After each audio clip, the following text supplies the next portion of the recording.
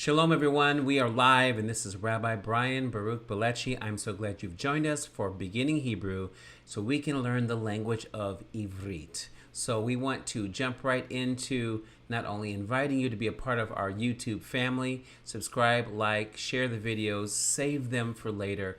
And also, if you are live on Facebook, we want to know if you're out there, let us know so we can jump right into learning Hebrew tonight. We're going to look at Parashat Vayeshev, and Parashat Vayeshev is coming from the book of Bereshit, which is Genesis, and we're looking at Genesis 37, 1 through 40, verse 23 tonight.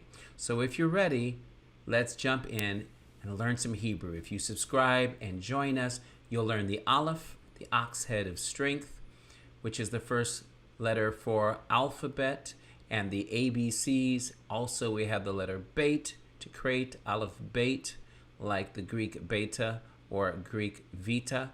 And we see that also the ABC is really the ABG in Hebrew, the third letter being Gimel.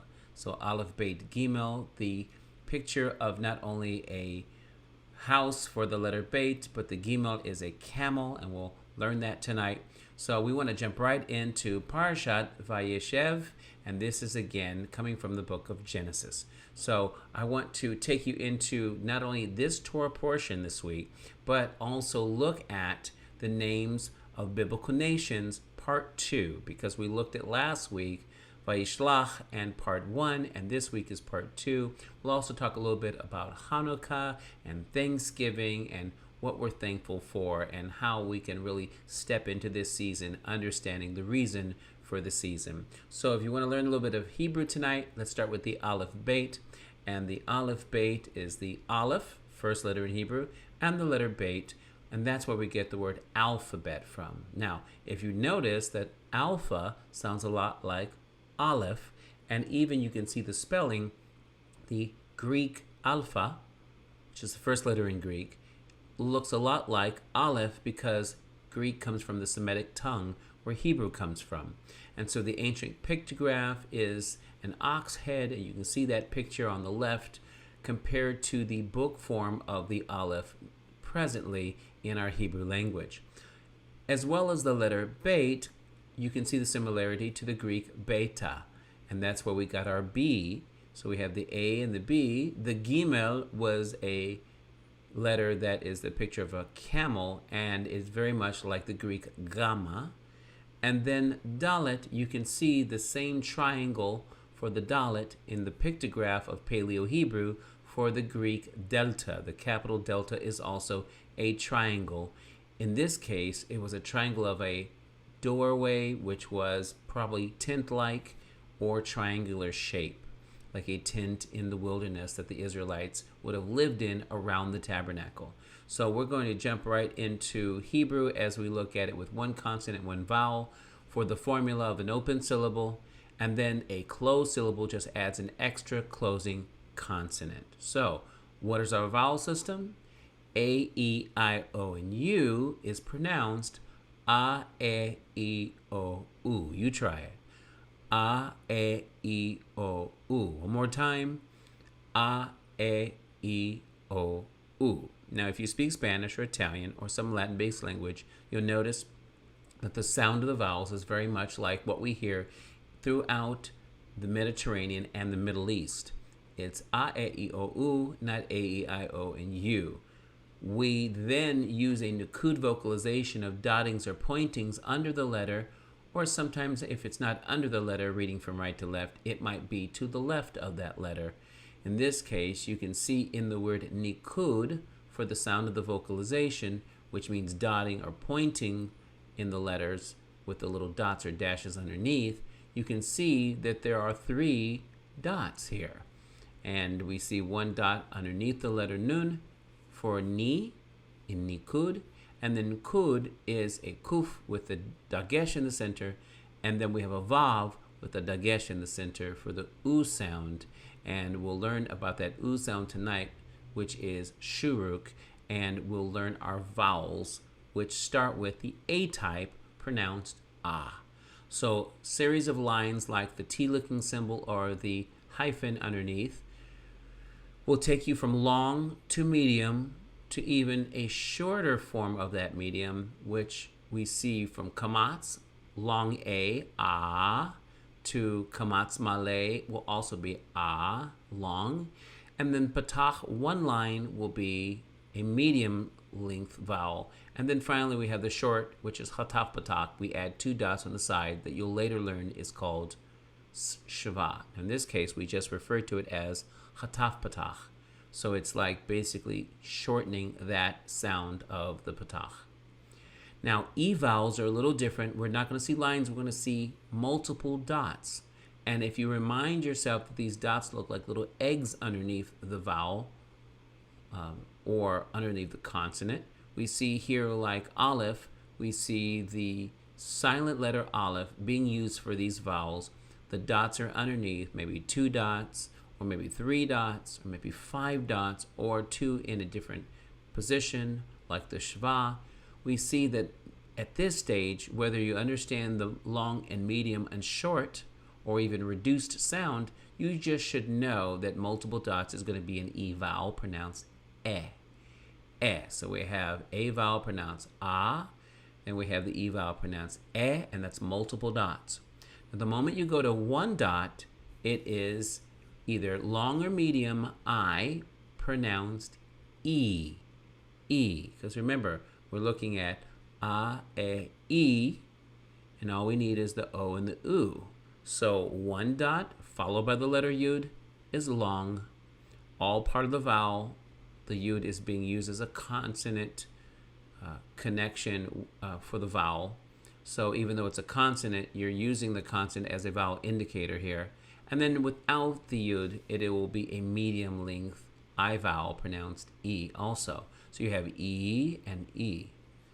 Then we're going to use a vav, which should be a V in transliteration. The vav with the dot on top for an O, and the vav with the dot on the side for an U.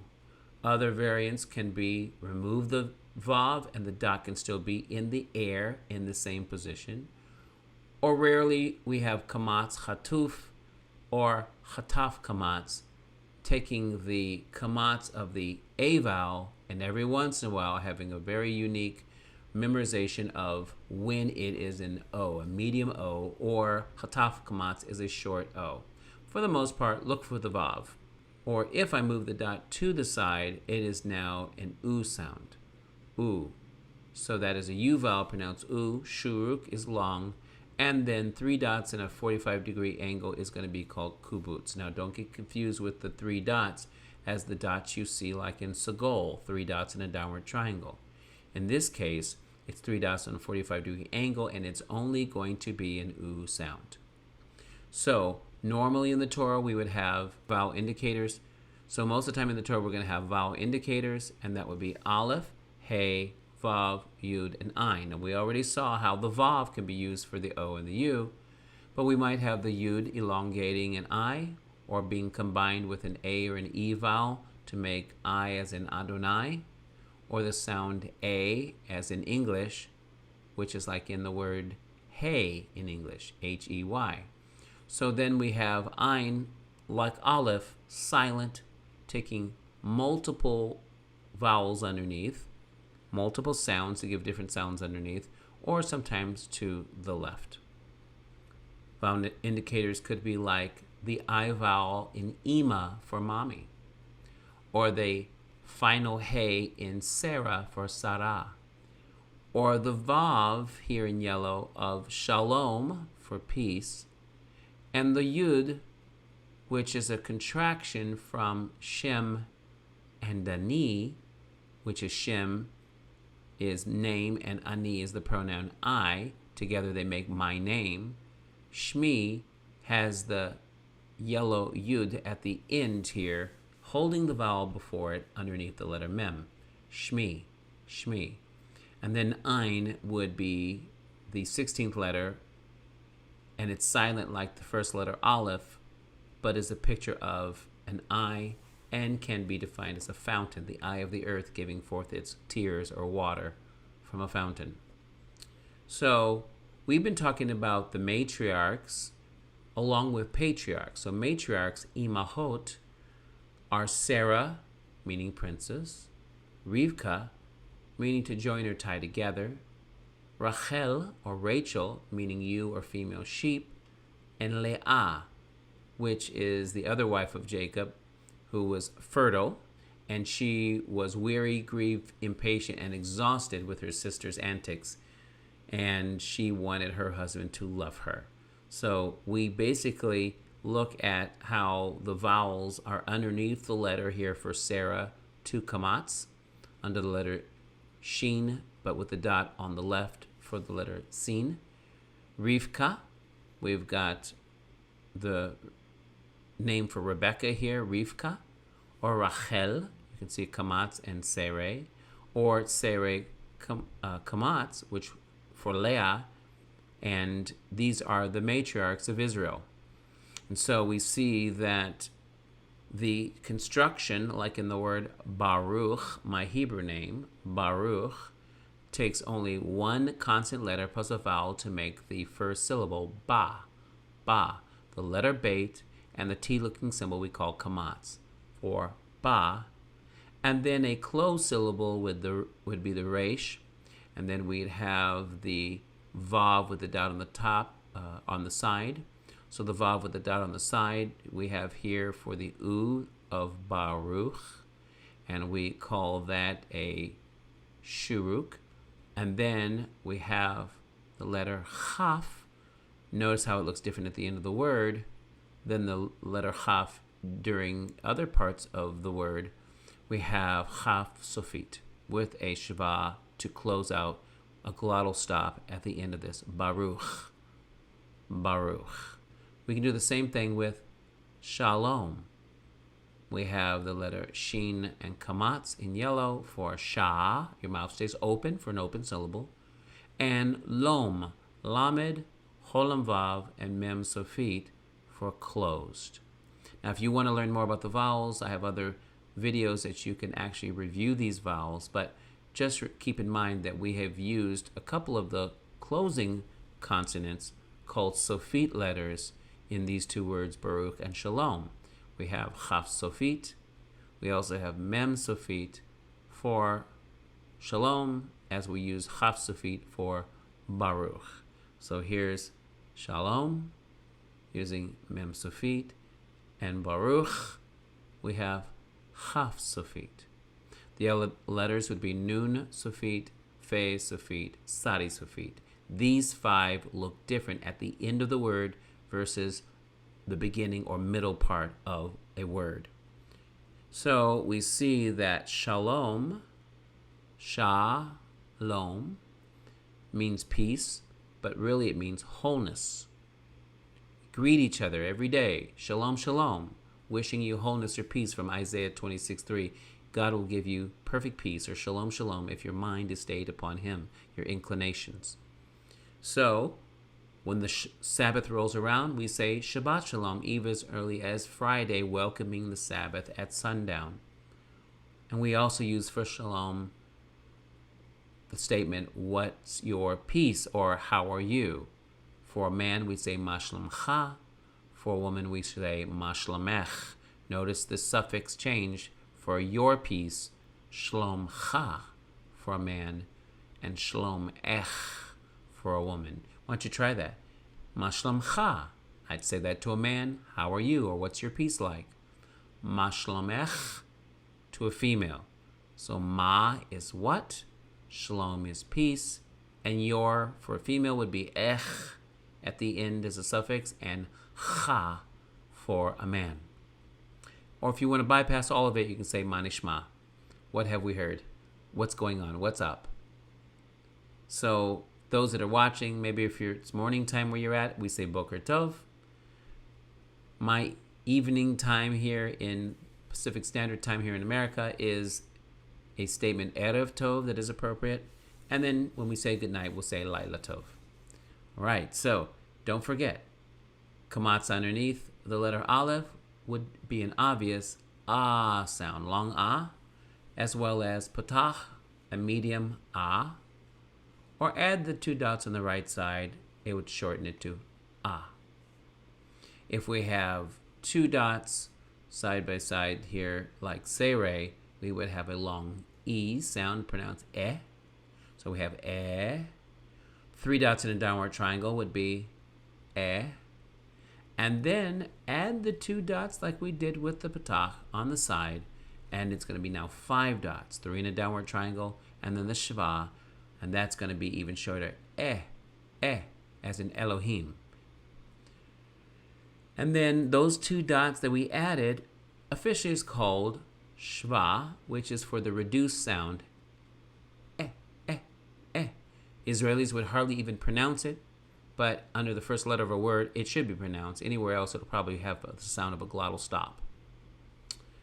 We know that the vav with the dot on top is an O sound. Oh, look at that bird in the air, we always remind you.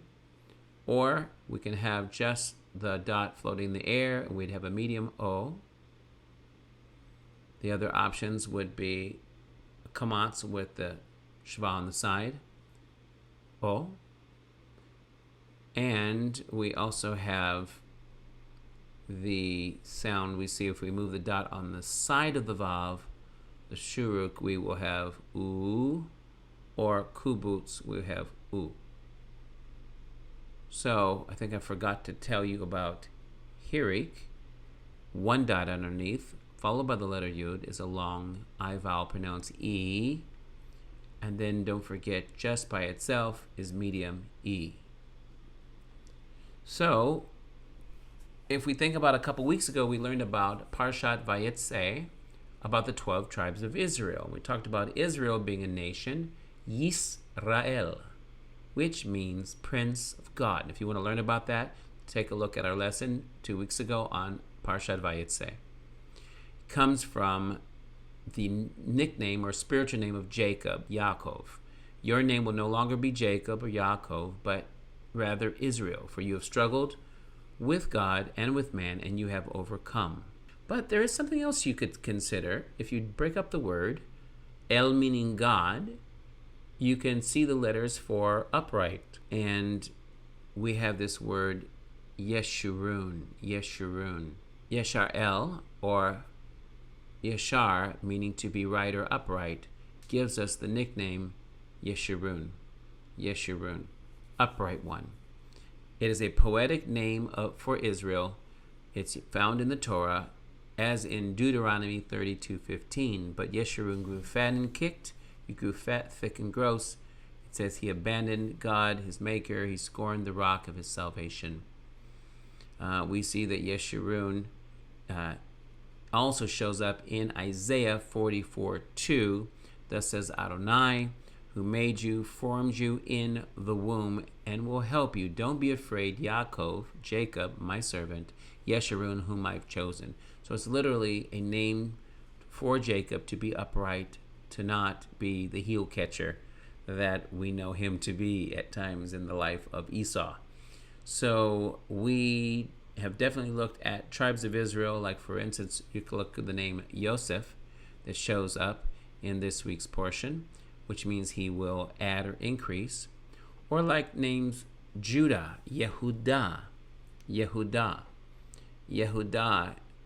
or Judah is found in Genesis 29:35. We found out that it meant praise. Again, you can take a look at this lesson, for this is what his mother said.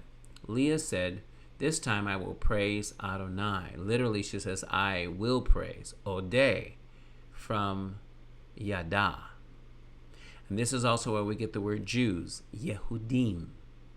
And we learned about Ashkenazi Jews of Eastern Western Europe. We also learned about Sephardim, Sephardic or Spanish Jews from Sephrad, found in the book of Obadiah. And Yehudim is really what we see in Genesis 49:35, that Judah, speaking of the forefather of the Yehudim, so you are, your brothers will praise you. So Judah you are, or so you are, your brothers will praise you. Your hand will be on your enemy's neck. Your father's sons will bow down to you. Interesting that we see here this connection of Yehudah for the Jewish people. Now, last week when we talked about Vayishlach, we talked about the names of these nations, like for instance, Israel is a nation, and we found out Genesis 32:4, Jacob sent or Vayishlach messengers to his brother Esau. And we remember that Jacob is in Hebrew Yaakov, which means his hand was on his brother's heel, or he was a heel catcher. So the letter Yud was put in front of the word for heel, akev, and this word Yud is the picture of a hand, which would be in Hebrew Yad. So note the connection between Yad and Yud. And so Yaakov means the Yad, the hand, was on the akev of his brother. So if you take a look at Esau, though, his name means already made because he came out hairy, as it says in Genesis 25:25, that he came out with a fur coat on his skin that was reddish, and they named him Esau, because from Asa, his name means to make, fashion, or do. So in a sense, Esau came out already made. And we found out that Edom, or the Edomians of Genesis 36:9, come from this nickname for Esau, that he's called Edom, red, or the Edomites are descendants of Esau. Now, if we think about the connection that we have with all these nations, don't forget that we learned that today Edom has a connection with Mount Seir, southeast of Judea, and Jordan, and the city of Petra. I have actually been to Petra on my trip to Israel in 2018. With 3 other pastors I went, and we found this area, Petra, on a trip to Jordan. And we found out that Edom is mentioned in prophecies like Daniel 11:41, and there's a connection here of the Edomites were gradually pushed into the southern half of Judea, including the region of Hebron, the area of which the Greeks later called Idumea. And so King Herod himself was an Idumean or an Edomite coming from Esau. And we see that one of Esau's grandsons and tribal chief was Amalek, an enemy of Israel, the Amalekites. So the Amalekites, some rabbinical schools in Israel teach that the Palestinian Arabs, the most fervent adversaries of modern Israeli state or Israel, are the Amalekites or these Palestinians. So we see, in light of the prophecy of Exodus 17:16, there's a conflict between Amalek and Israel, just like there was a conflict between Jacob and Esau. Now, this is what I want you to understand. This is in no way to say anything negative about Palestinians, because I love my Palestinian brothers. I consider them brothers, even though I'm Jewish and they're Palestinian. I want you to know that I believe Jacob and Esau really love each other. They hugged it out and they reconciled for a moment. But when Messiah comes, these nations will reconcile and they will bow their knee to Messiah. So we want there to be a reconciliation. We don't want Yaakov to only be known as the heel catcher. We want him to be known as Yeshurun, the upright one, the upright one. So I think it's important for these nations to get along, because when we talk about Noah and the flood, we found out that through Noah, 70 nations came forth from the loins of Noah. And basically a breakdown from 3 sons came anthropologically, the Caucasoid, Negroid, and Mongoloid descriptions of humanity, which really connect to Shem, Ham, and Japheth. Shem being where the Semitic nations come from, of the Middle East. Ham being where African Egypt have the Hamitic nations from an area that is hot, probably connection to the skin tone and survival of the fittest mode to survive the heat. Larger nostrils, curlier hair, darker skin, all protective for those living close to the equator and in the hot and heat of Ham, which exactly how it sounds means to be hot. So it also could refer to the darkening of skin. And then Japheth in the north, obviously we're looking at no need for the darkening of skin, maybe tightening of nostrils because of the cold air. Survival of the fittest would have caused them to be lighter instead of darker for protection. And that would give us Europe, Russia, and Asia as we know it. But the nations, Hagoyim, or the singular, Goy, like Israel, who's a nation or set-apart nation called Goy Kadosh. The only time you call Jewish people a Goy is when they are Goy Kadosh, because usually Goy refers to not only nations, but to Gentiles. So it starts with Israel, who is to be a prince of God.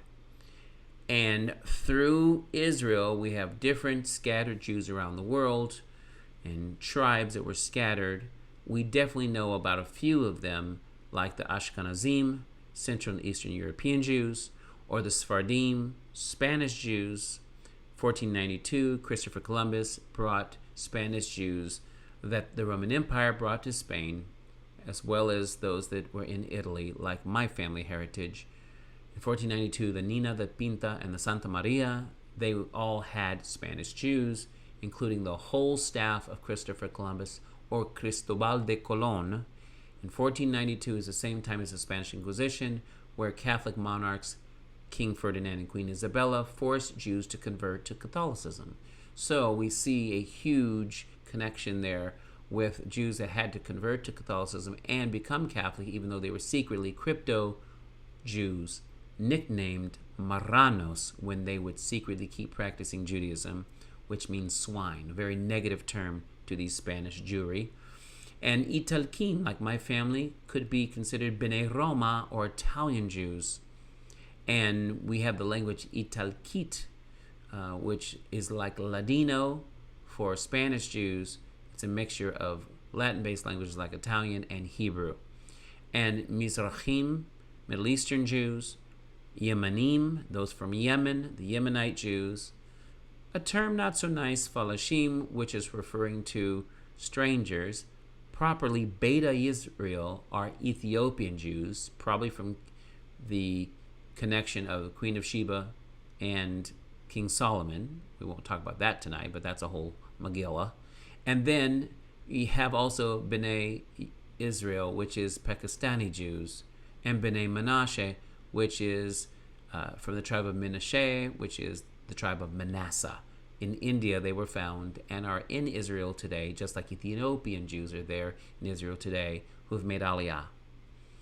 So if you talk about the major Jewry or major group of Jews in the world, we know Ashkenazi comes from Ashkenaz, Japheth's son, Gomer, producing these sons, Magog, Madai, Javan, Tubal, Meshach, and Tiraz. And Gomer's sons were Ashkenaz, Rifat, and Togarma. So we see here Ashkenaz is referring to that area that relates to German Jews, Polish Jews, Russian Jews. And we refer to these Jews from that area that the son of Noah has given their name for this area, territory. They're called Ashkenazi or Ashkenazim. Sephardic Jews, Sephardim, are coming from the word for Spain, Sepharad, in Obadiah 1:20. Obadiah 1:20.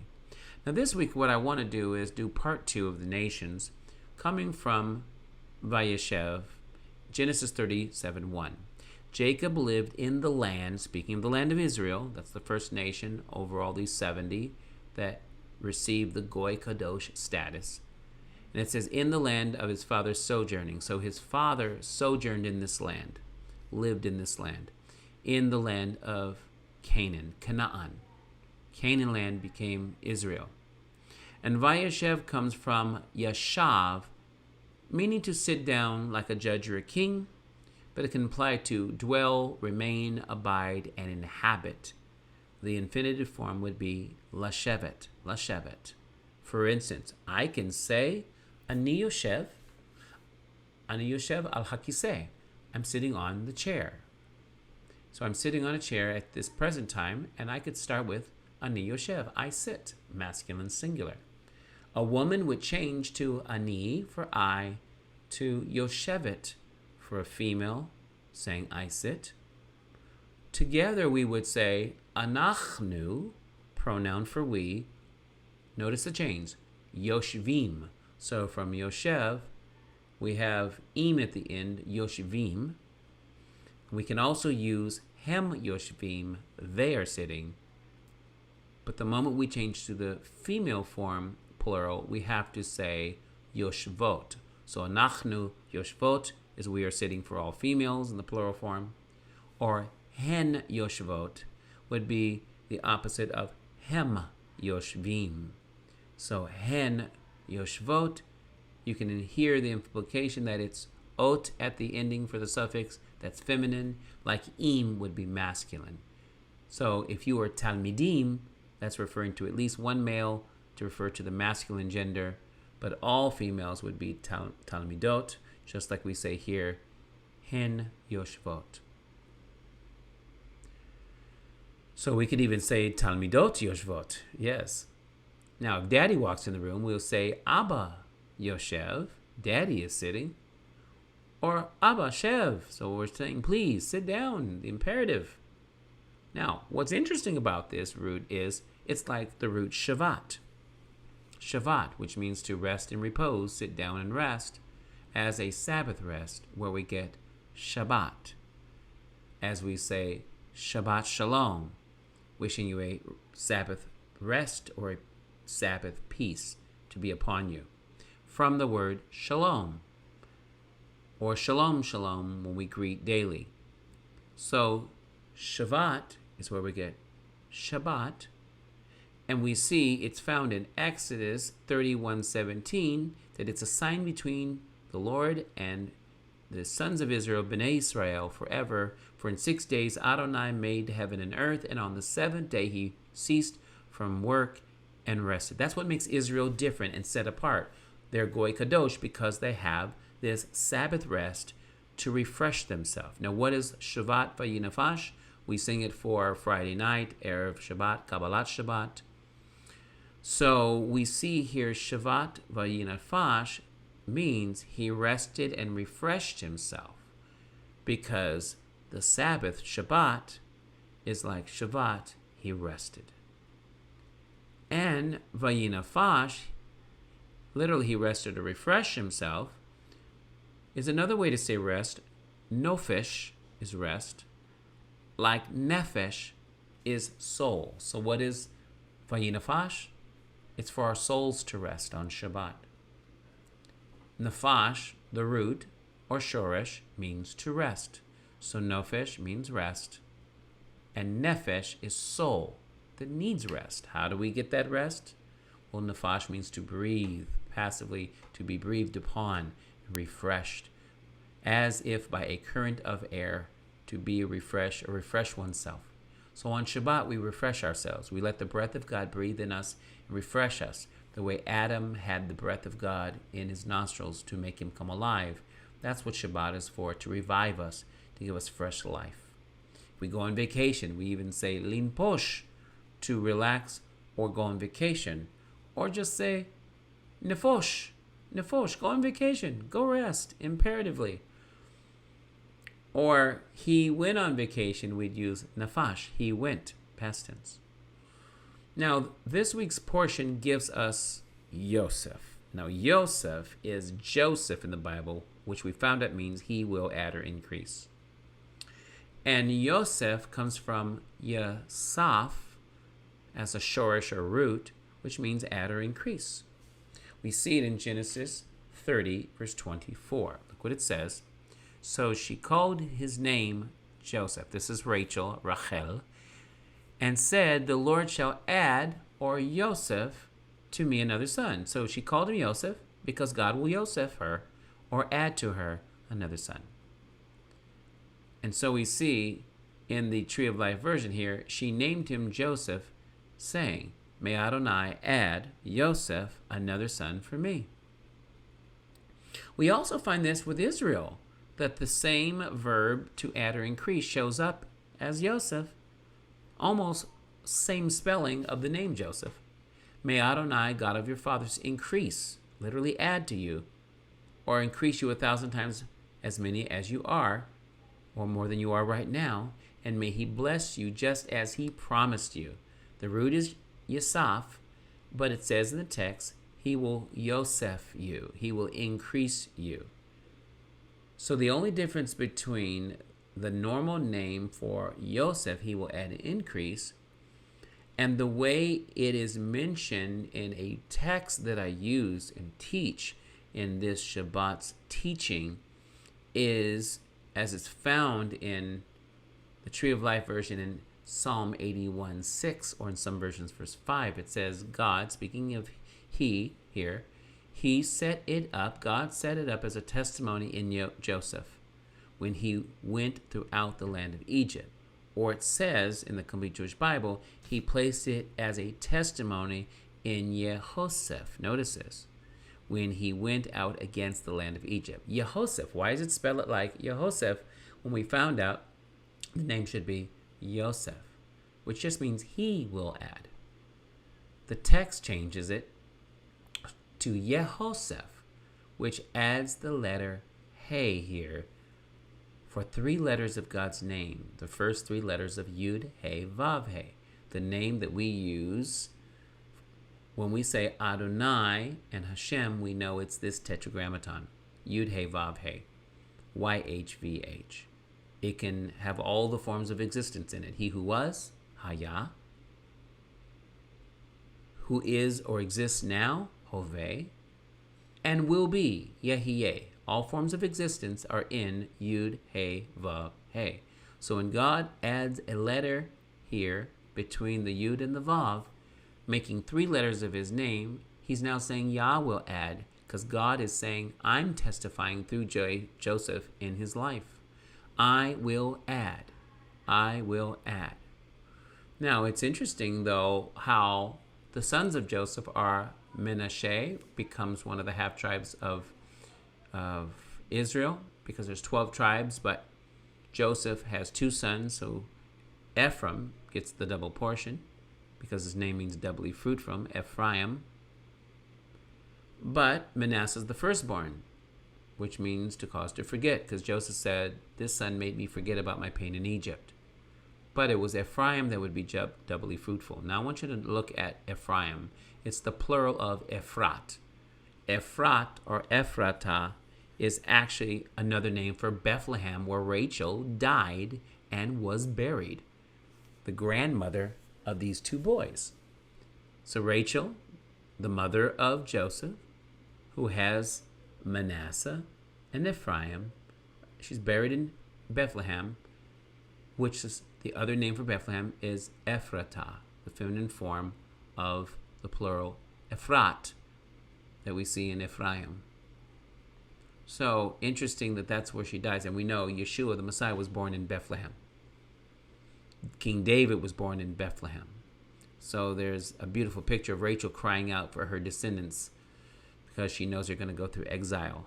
That's mentioned in the scriptures. Now, another nation that is connected to Israel is Lebanon, or Lebanon, which is said to be whiteness, maybe to the attribute of the white mountains of Lebanon because of the snow-capped mountains. Because the word for white in Hebrew is Lavan, which happens to be the same name of Jacob's uncle that becomes his father-in-law when he marries the 2 daughters of Laban, Leah, but thought he was marrying Rachel, and ends up marrying both.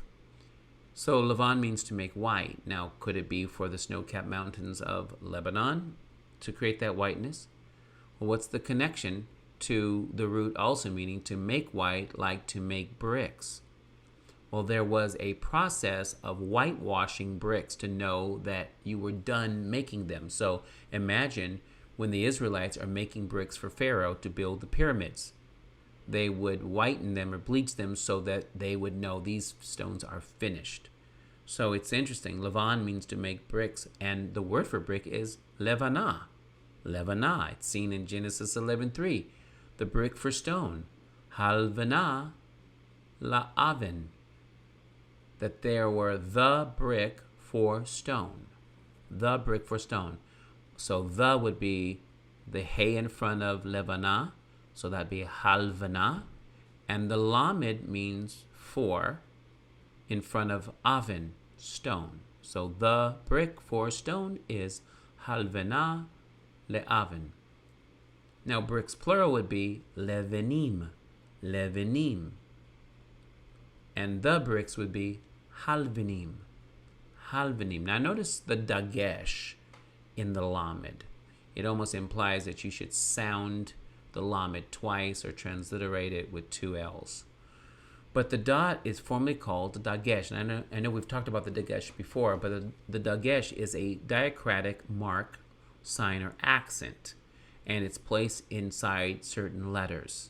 Like here, the dagesh in the word dagesh is in the letter dalet, because it is one of 6 letters that have a special treatment of where the dagesh is placed and its usage and its emphasis. And that is called Begad Kefat is an acronym. Begad Kefat is the letters Beit Gimel Dalet and Khaf, Pheh or Pheh, and Tav. So we know that the dagesh can either be dagesh kal, which is the simple form, and dagesh lene. So we see here, the 6 letters have a special pronunciation when there's a dagesh in the center. Like the letter beit is a strong B sound with the dagesh. Without it, it's a V sound. And at the beginning of the word, there needs to be a dagesh in the letter beit at the beginning of a word. Like the letter beit, which is bait, a house. You would always put a dagesh in there. It needs it. The letter gimel can also receive dagesh. Especially you could see, after a shavanach, giving us a glottal stop with a medium vowel, we might have a need for a dagesh in that. So we'll look at different words as we look at this in the next couple of weeks, and you see how the dagesh is used and how we understand these glottal stops. But here you have the letter beit, which is a picture of a house or house of beit. The word bait is house. Beit actually can mean house of. Or look here for midbar, midbar. The letter beit after this shavanach, midbar. You need a strong dagesh in there to give us a strong B sound for desert or wilderness. Now, we also know that after a definite article, like the letter He as a prefix in front of a word, like Torah, so we have Ha-Torah is the Torah, we're going to need a dagesh most of the time in a letter after the He, which is a definite article. So Ha-Torah in the word Torah, we add a dagesh in the word Torah.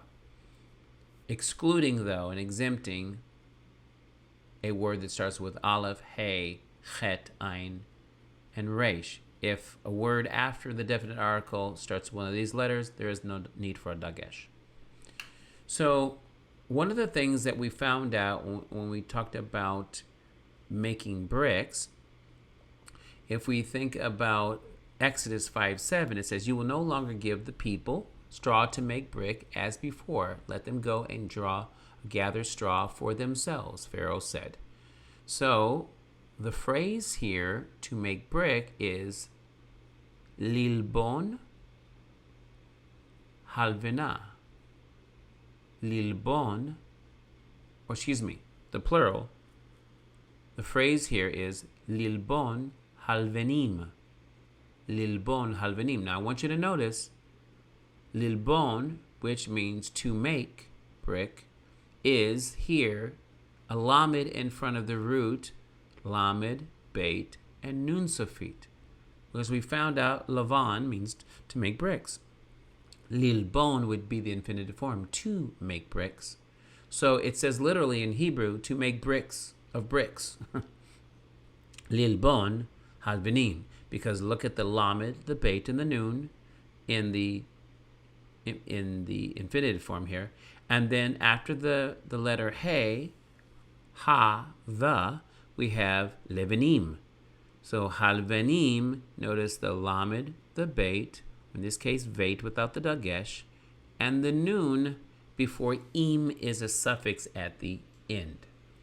So we see here lilbon halvenim, to make bricks in Exodus 5:7. Now, why were they making these bricks? Well, first of all, we have in the word Egypt here, Mitzrayim, we have this word matzor, in plural matzor, and means defense, bound, or fortress, matzor. Like Sur, rock of refuge. Now I want you to consider the fact that the rocks and the bricks that were made for Pharaoh were for the pyramids, as it says of Josephus, a Jewish historian. Notice Joseph and Josephus. So Josephus supports this theory. They, the Egyptians, taskmasters, set them also to build pyramids. So when they were making bricks, they were making pyramids, in Hebrew, piramida, like in Spanish, piramida, from the Greek, piramis.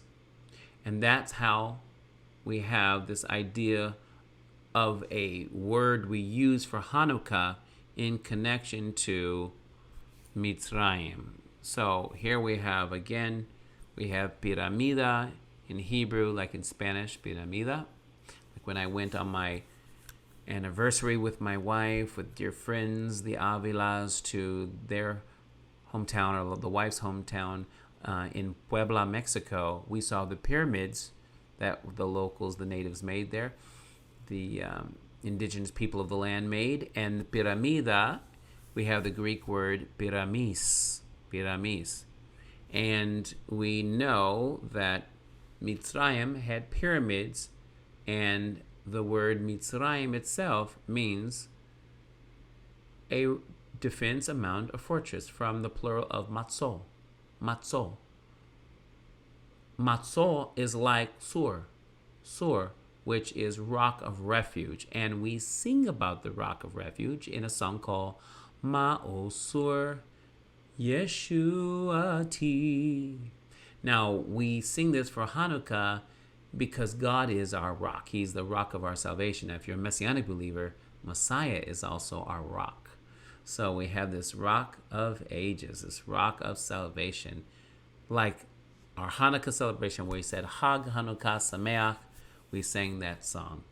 And this is a wonderful celebration for the Feast of Dedication. And we had an amazing time celebrating Hanukkah in our synagogue on Sunday night, November 28th at 6:30 p.m. We had a wonderful celebration.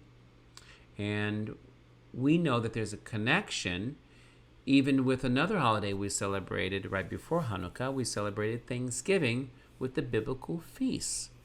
So Hanukkah is actually a festival of lights, that we celebrate. But the festival of lights really was in connection with what Thanksgiving is connected to. And that is something we love singing in Hebrew also. Hag Hada'ah. So Hag Hada'ah is a feast of thanks. Hada'ah, the feminine form of the root, we have Yada, to praise, or Todah, to give thanks. Hada'ah. So I say Todah Rabbi, thank you very much. Well, Hoda'ah is thanksgiving.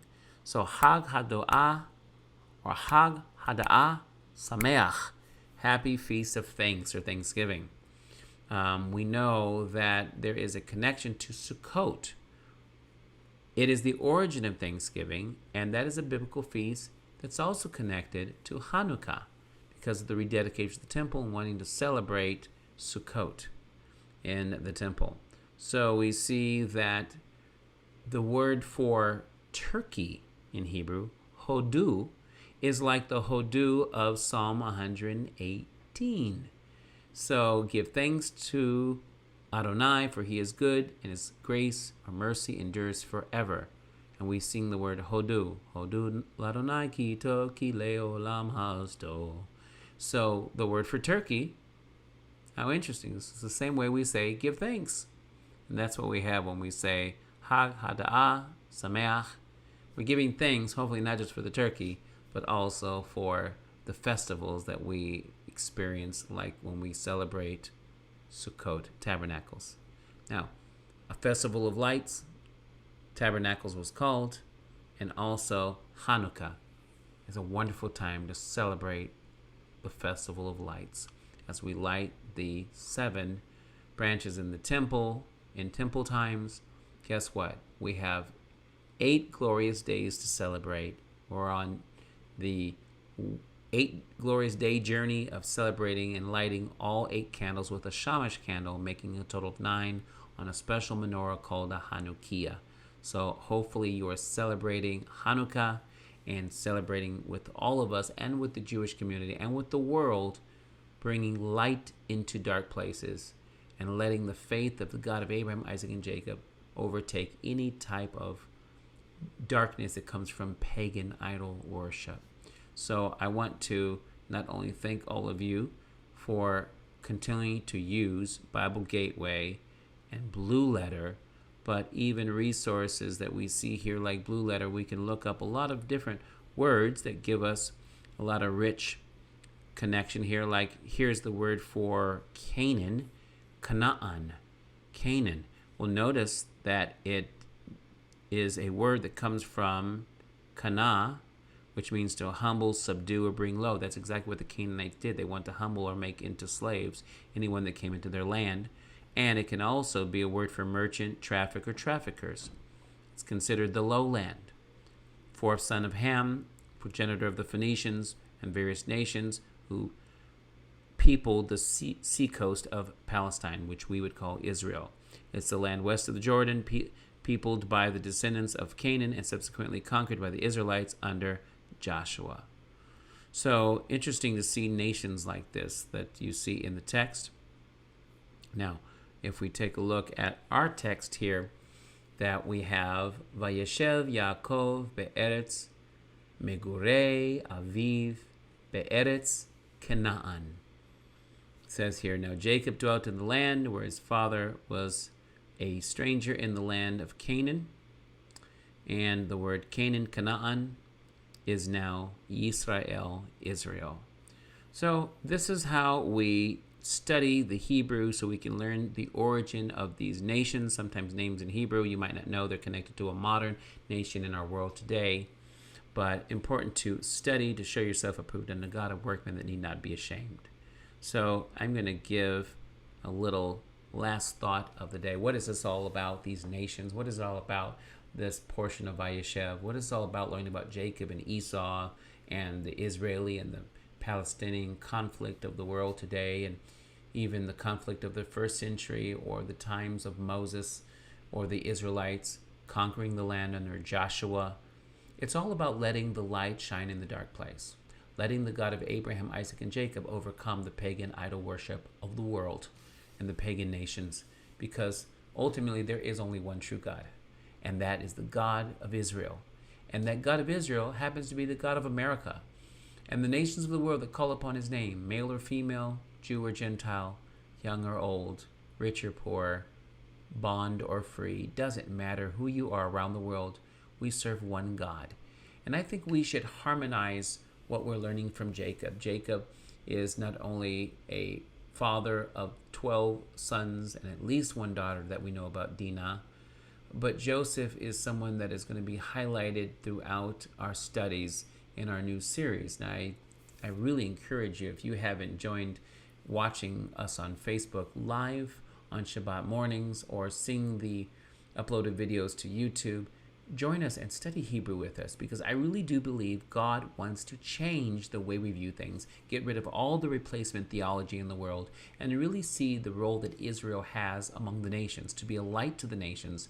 Because not only did the patriarchs and the temple worship and the priesthood and the Torah and the promises and the commandments and the instructions of our Father come from this group of people that we call the Jewish people, or Israel, the nation that is above every nation, as a holy nation, a Goy Kadosh nation, a set-apart nation. We have to realize Messiah came from the loins of Abraham, Isaac, and Jacob, especially Jacob's son Judah, and he is going to sit upon David's throne, who's also a lion from the tribe of Judah, and set up a dynasty. one that in his first coming he did not establish except in our hearts. When he comes back and touches down on the Mount of Olives, he is going to establish the kingdom of David, God's kingdom on earth, and take up his rightful throne. So until then, come study a little bit of Hebrew and study the importance, not only Hebrew and the Jewish people, but the role they play with all the nations of the earth. Because one day, all the kingdoms of this world should become the kingdoms of our God and of his Messiah. And when Messiah returns, there will be shalom, peace on earth. No more Jacob and Esau conflict. Joseph will no longer be in the pit or the prison. He and his people and all the tribes of Israel and all the nations of the world will bow our knee to the Mashiach. And today, we know his name is Yeshua, but we're also preparing for his soon return. So God bless all of you. We're going to say the Aharonic benediction at this time because we really believe that you've probably learned a lot of Hebrew. We're going to need to review this video. Check out our other videos on learning Hebrew. And let's get ready. Stretch your hands for number 624 through 26. Yivarechecha Adonai v'yishmerecha, Ye'er Adonai panav elecha v'nihuneka, Yisa Adonai v'lecha, v'asem lecha shalom. May the Lord bless you and keep you. May the Lord shine his face upon you, be gracious to you. May the Lord lift up his countenance upon you and give you perfect peace and Sar Shalom, the Prince of Peace. In the name of Yeshua the Messiah we pray. B'Shem Yeshua. Amen. All right, everyone. Thank you for joining us. All of our family out there, Zoom students, and all of our friends on Facebook and those on YouTube. We love you. We'll see you soon. Laila Tov, Lehitrot, and Chag Hanukkah Sameach. Have a wonderful feast of dedication and festival of lights. See you soon.